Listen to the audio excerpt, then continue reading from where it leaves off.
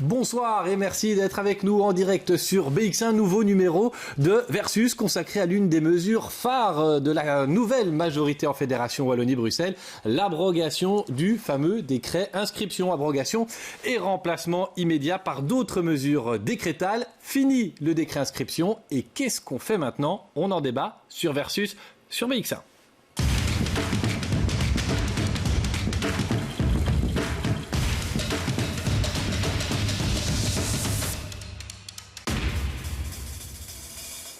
Il y a 11 ans que la planète enseignement se remettait à bouillonner, pas question de guerre scolaire, mais de changer les règles d'inscription en première secondaire. Certains parents, très inquiets et déterminés au moment des inscriptions, passaient carrément la nuit, voire plusieurs nuits, devant l'école de leur choix, à camper, ou payaient des students pour le faire à leur place. Aujourd'hui, ce système va être révolutionné, il a déjà évolué de différentes manières. Je vous propose d'ailleurs de regarder dans les archives un petit retour sur toutes ces évolutions en matière d'inscription en première secondaire.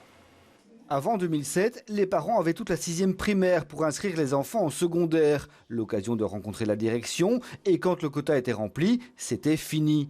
Injuste selon certains, Marie Arena impose donc le jour unique d'inscription. C'est le début des files et d'encore plus d'injustice. Il y avait des parents très organisés qui avaient prévu un étudiant pour les remplacer à certains moments, qu'il y a aussi des parents qui ont la possibilité de ne pas travailler et de rester 2 jours dans une file, ce qui n'est pas le cas de tout le monde. Donc bien sûr, ça crée une discrimination sociale. Mai 2008, pour supprimer les files, le ministre Christian Dupont lance le décret mixité. On s'inscrit avant et les écoles tirent au sort un jour déterminé. Le décret loto, alors là, les élèves venaient s'inscrire et un jour, on tirait au sort une date de naissance et à partir de cette date, on suivait dans l'ordre chronologique, chez nous 180 places et 180 premiers inscrits.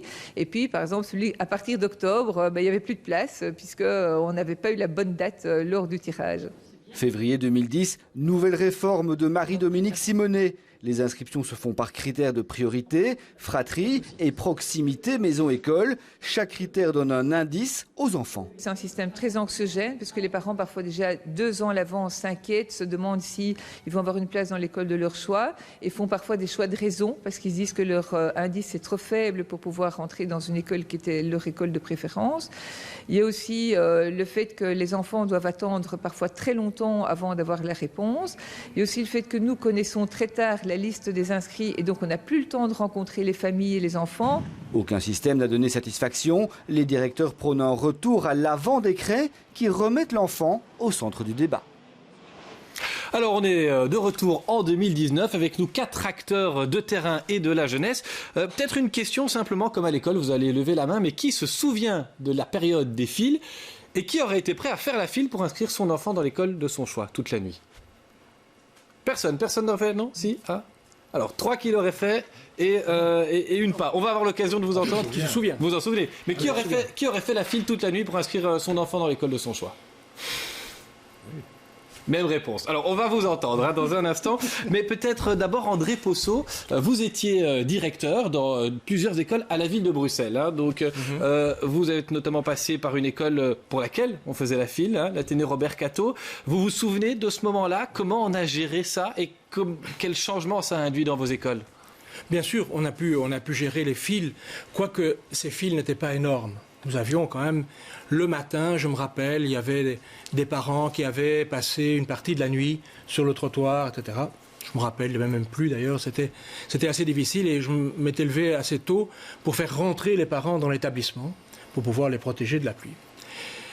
C'était le système Arena. Moi, simplement, ce dont je me souviens, c'est qu'à l'époque, j'avais été un peu choqué par cette mesure d'inscription. Est-ce que vous vous doutiez que des gens allaient faire la file et que ce serait à ce point-là? Parce que nous, la presse, on nous l'avait annoncé, mais honnêtement, moi-même, journaliste, je me disais, non, personne va payer des gens pour dormir devant une école toute une nuit pour avoir une place. On l'avait craint. Moi, je ne pensais pas que ça allait prendre des dimensions comme ça a pu prendre dans certaines écoles où on a vu des gens avec des caravanes, etc. Je veux dire, jamais je n'ai pensé que ça allait aller à ce point-là. Ce qu'il y avait simplement, c'est qu'on sentait que cette mesure rompait avec tout un passé. Et ce passé, c'était, je pense, que la plupart des écoles secondaires à Bruxelles avaient, je dirais, une sorte de public traditionnel. et que ce public traditionnel était angoissé. Et donc, c'est ce qui a créé ces files. Alors, je rappellerai simplement que ces files n'existent pas pour un système relativement semblable en Flandre. Alors, Chantal Massard, vous, est-ce que vous vous souvenez de ce qui s'est passé chez les jeunes? Parce que vous êtes donc un fort jeune Laken. Oui. Est-ce que vous aviez, vous, l'impression que ça posait un problème, les inscriptions dans les écoles à ce moment-là, et que ça a été résolu ou pas, avec le premier décret? Alors, vous dire la chose suivante. D'abord, quand j'entends le descriptif précédent sur les décrets, on pourrait croire que tout allait pour le mieux dans le meilleur des mondes et que les problèmes d'inscription sont nés avec les décrets inscription. Je m'inscris totalement en porte-à-faux avec cette assertion. Pourquoi? Parce que ce que nous avons constaté et que nous constatons encore quand il s'agit d'inscrire ailleurs qu'en première secondaire, puisque ce décret ne touche que la première secondaire et plus particulièrement la première commune, on pourrait y revenir, eh bien, de nombreuses familles, de nombreux jeunes reviennent vers nous dépités en nous disant « J'ai tenté de m'inscrire dans telle école, on m'a indiqué qu'il n'y avait plus de place, ou on a essayé de me dissuader de m'y inscrire en me disant « Cette école n'est pas pour toi, ouh là là, non, tu ne vas pas réussir, tu n'as pas les points, c'est pour ton bien qu'on te propose d'aller voir ailleurs. » Et ça, c'est la réalité massive encore aujourd'hui dans l'enseignement, après la première secondaire, qu'on rencontre ailleurs que pour la première et qu'on rencontre encore parfois, malgré le décret, quand il y a des pratiques dilatoires pour contourner cette situation. Bernard Rubien, vous êtes d'accord? Est-ce que vous, dans votre organisation parentale, vous êtes des parents de l'enseignement catholique, on a ce retour, on a des parents qui disent nous, on nous a dirigés vers une autre école, ou c'est une pratique marginale? Dans le cadre du décret inscription, absolument pas. Il y a quelques situations marginales qui nous sont rapportées, mais c'est très peu. Par contre, il est clair que dans une situation où il manque de place dans les écoles, et à Bruxelles, il manque beaucoup de place, s'inscrire en 3e année ou en 5e année est un parcours du combattant pour les parents. Donc ça, c'est clair. Il est un parcours du combattant aussi pour ceux qui, dans le décret inscription, se sont retrouvés dans une école qui n'était pas de leur premier choix. Et je prends une situation, un premier degré commun, donc il est commun, peu importe où ça se passe, mais l'école au 2e et 3e degré propose du technique de transition ou de la qualification, et l'enfant devrait poursuivre dans le général. Et là, le parcours devient très compliqué. Éric Doby, est-ce que vous trouvez quand même que le décret inscription, sous ces différentes moutures, parce qu'il y en a eu plusieurs, il y a eu le tirage au sort, il y a eu une tentative d'objectiver les choses, est-ce que vous estimez que ça va mieux maintenant que ça n'allait il y a 12 ans, si on remonte vraiment en arrière? Je pense que la situation a évolué et qu'en termes de demande, de besoin de place, la situation... ça s'est densifié à Bruxelles, plus d'habitants et les créations de places n'ont pas suivi. Densifié, et donc on imagine difficilement quelle aurait été la réalité sans décret inscription. Ça aurait été pire, c'est ça que vous dites. En tout cas, c'est possible. Vous savez, le décret inscription, on s'en rend bien compte, il n'apporte pas toutes les solutions que l'on attend, puisqu'encore aujourd'hui, un certain nombre de familles sont inquiètes, et nous partageons cette inquiétude. Mais néanmoins, il faut bien reconnaître que... il faut absolument prévoir des critères de départage à partir du moment où il y a plus de demandes pour une école que d'offres possibles. André Possot, quand vous étiez préfet dans vos écoles à la ville de Bruxelles, comment vous procédiez finalement? Est-ce que tous les élèves qui venaient pouvaient s'inscrire? Est-ce qu'il y avait une forme d'avertissement, de sélection? Je pense que je ne me rappelle pas, en tout cas. Je ne dis pas que les choses n'existaient pas. Je veux dire, je pense qu'il y avait deux problèmes principaux, mais je pense que je n'ai jamais refusé un élève qui se présentait. Ça ne m'est jamais arrivé, je pense. Mais alors pourquoi il y avait toujours ces rencontres? Parce qu'on entend souvent, on avait le temps de rencontrer, mais à quoi servait la rencontre si ce n'était pas pour à un moment donné aiguiller l'élève? Alors, c'est vrai. Que, et je crois que c'est aussi la mission d'un chef d'établissement, c'est aussi de pouvoir orienter l'élève en fonction de ce qu'il sait, de ce que l'élève attend, etc. C'est quelque chose qui existe, c'est quelque chose qui est humain. Mais jamais d'une manière discriminatoire. Je pense que ça, je vois mal les chefs d'établissement que j'ai connus pouvoir pratiquer de cette façon. Sans doute c'est arrivé. Chantal Massard, vous dites que c'est arrivé? Je dis que c'est arrivé, Est-ce que ça continue à se produire moins après les décrets ? Ça continue à se produire. Mais je voudrais mettre un élément de contexte en perspective. Il faut quand même bien rappeler que la Belgique, c'est l'OCDE qui le dit, c'est pas moi, est championne dans les inégalités scolaires. Hein. Et que donc, ces inégalités scolaires, ce que nous dit l'OCDE également, c'est qu'elles sont en partie le fruit d'un système de ségrégation scolaire. C'est clair. Et le langage populaire. Ségrégation, c'est quoi ? Voilà, il y a des écoles, c'est très plein à dire. Hein. Dans le langage courant, on dit il y a les bonnes écoles, les écoles réputées, et les écoles dites poubelles. Je n'ai pas inventé ce vocabulaire. Et dans le réel, qu'est-ce qu'on constate ? C'est qu'il y a des écoles où les enfants, fréquentés par des enfants à indice socio-économique fort, et des écoles fréquentées par des enfants à indice socio-économique faible.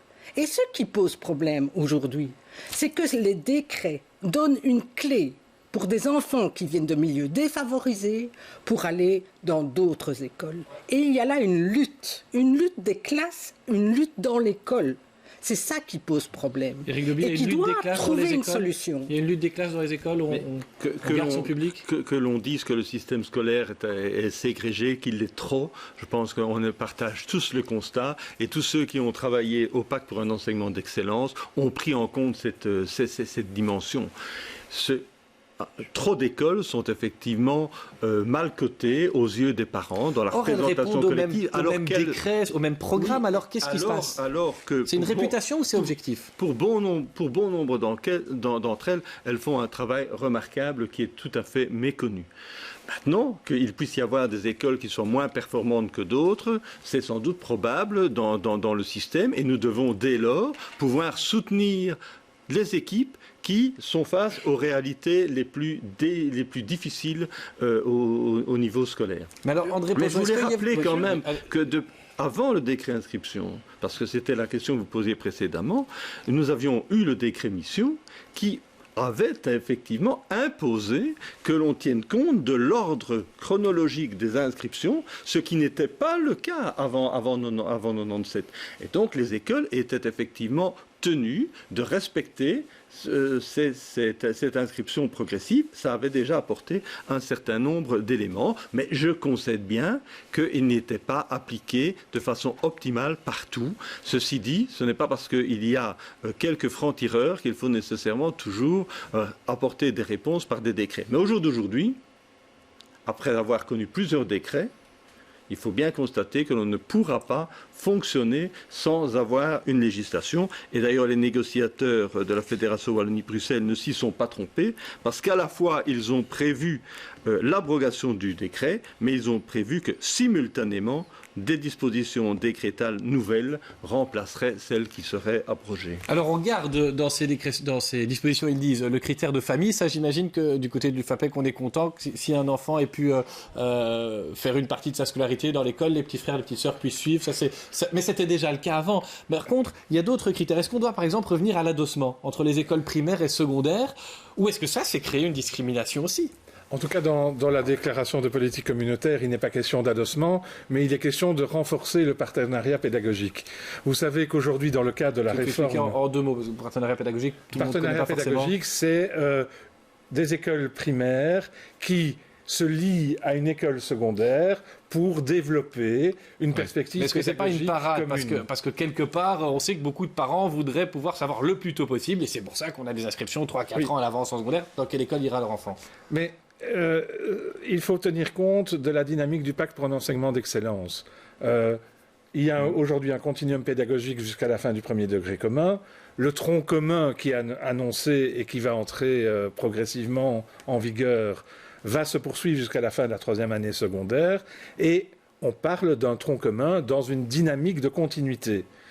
Si l'enfant qui a été en primaire confronté à certaines modalités pédagogiques se retrouve au début du secondaire avec toute autre chose, il va être perdu. Et aujourd'hui, on le voit, il y a une rupture très importante entre la fin de la 6e primaire et la première secondaire. C'est quelque chose qui qui vous intéresse, vous, j'imagine. Non, les partenariats pédagogiques. Les partenariats pédagogiques. Chantal Massard, un autre critère qui existe actuellement, c'est le critère de proximité par rapport aux écoles. Est-ce que ça, c'est quelque chose qu'on doit faire sauter, ou bien est-ce qu'on doit le garder selon votre expérience à un fort jeune? Pour nous, ce n'est pas le critère le plus pertinent. Un critère dont on parle peu et qui nous semble... Juste sur le critère de proximité, après on y reviendra, mais je voudrais poser la question. Oui. Un critère dont on parle peu, c'est l'ICEF. C'est l'indice socio-économique faible de l'école primaire que l'enfant fréquentait.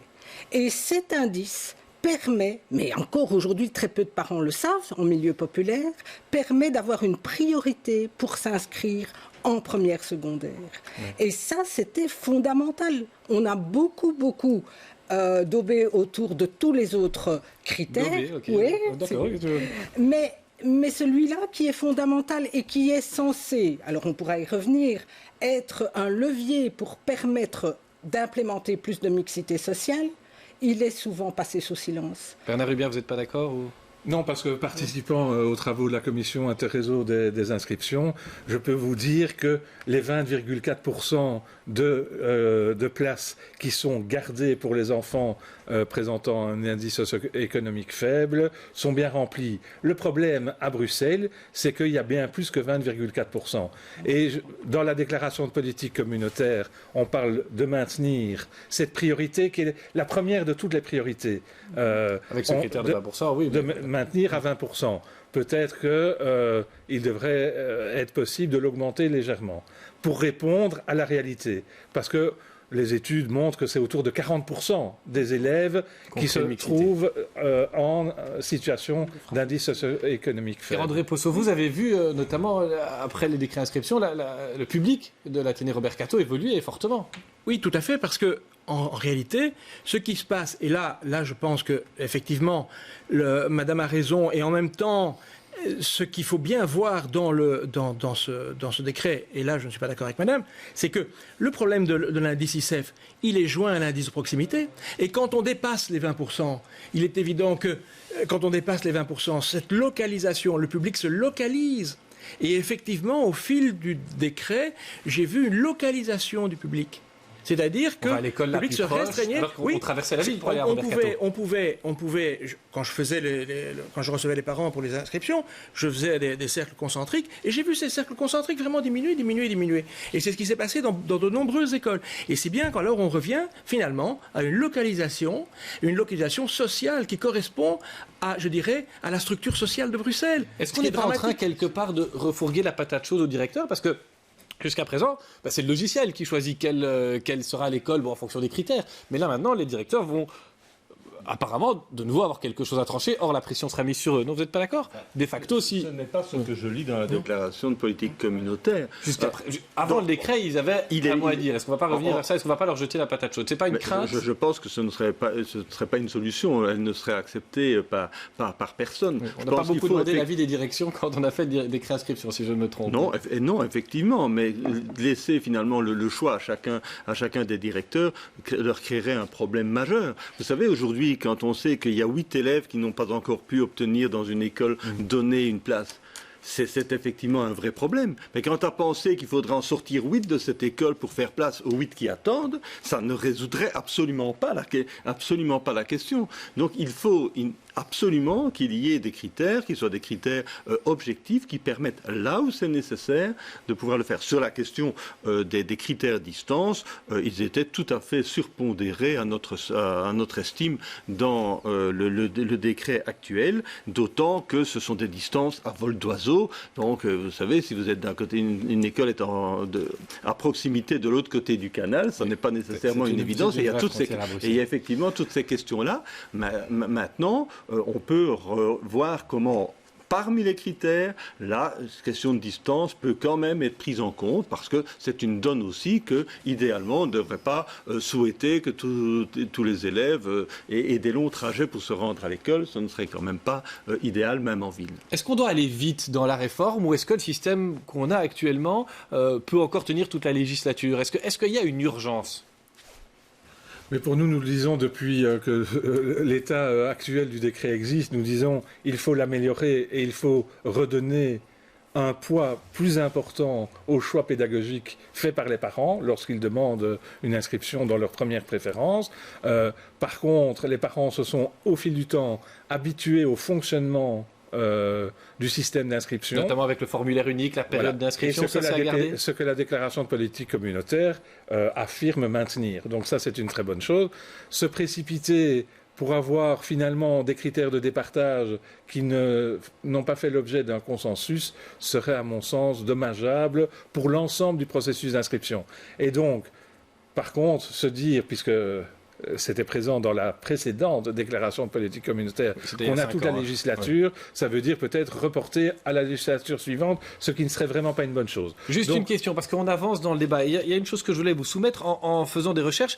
On voit qu'en fait, la Belgique, c'est un des rares pays européens qui base l'inscription sur une liberté totale de choix, avec, je cite, l'Irlande et les Pays-Bas. Alors, est-ce que les enseignements dans d'autres pays où on ne choisit pas l'école où l'on va sont si mauvais? Est-ce que ça pose tellement de problèmes? Comment ça se fait qu'en Belgique, on ne parvienne pas à avoir un système coercitif et peut-être plus juste sur papier?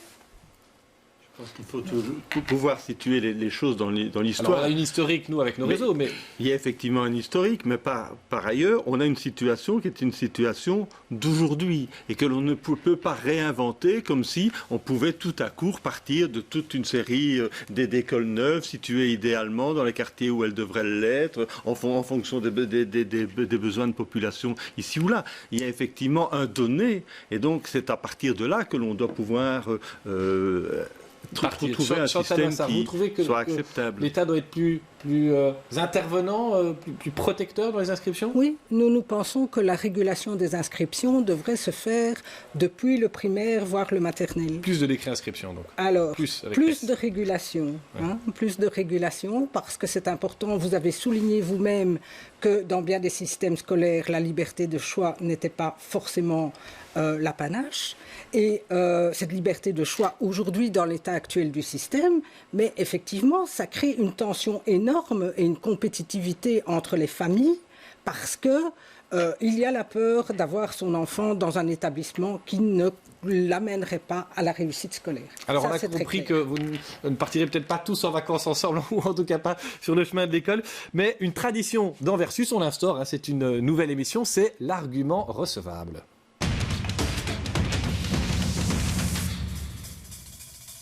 Le principe est simple, on vient de débattre pendant plus de 20 minutes ensemble, 23 minutes précisément. Quel est l'argument recevable chez l'autre, peut-être Éric Doby?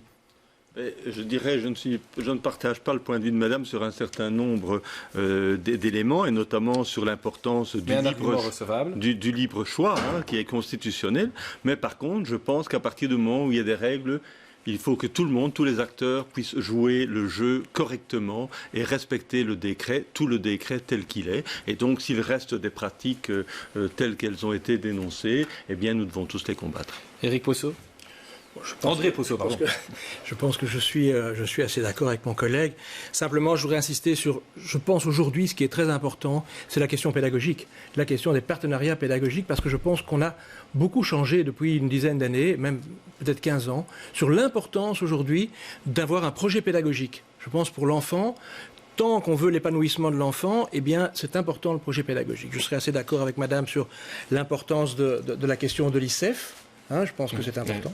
L'indice socio-économique. Oui. Je vous coupe parce que je voudrais aussi entendre Bernard Rubien et puis Chantal Massard. Évidemment, il nous reste une minute. Nous sommes tout à fait opposés à cette régulation multiple dont Mme Massard vient de parler. Un argument. La liberté de choix est une liberté fondamentale, mais il est clair qu'il faut repenser notamment la question de l'indice socio-économique faible attaché à l'école, son calcul et ce qu'il produit en matière d'inscription. Et Chantal Massard, il y a quelque chose chez vos contradicteurs qui vous convainc un peu? Alors, le projet pédagogique, et j'ajouterais, ce projet pédagogique devrait être animé réellement par la volonté de promouvoir le vivre ensemble. Parce que si on n'apprend pas le vivre ensemble à l'école, alors où pourra-t-on l'apprendre je crois que c'est un vrai problème de société.